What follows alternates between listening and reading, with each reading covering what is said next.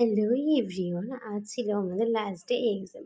আর আমি গিয়েছিলাম ওই বাড়িতে, তো সবার সাথে একসাথে যাচ্ছি অনেকদিন সব বান্ধবীরা মিলে।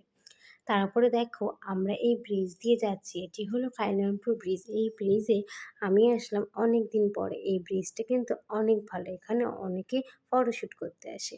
তারপরে দেখো ট্রেনের অপেক্ষা করতে করতে ট্রেন চলে আসলো, আর ট্রেনে উঠেই দেখা হয়ে গেল আমার সব পুরনো বান্ধবীদের সাথে।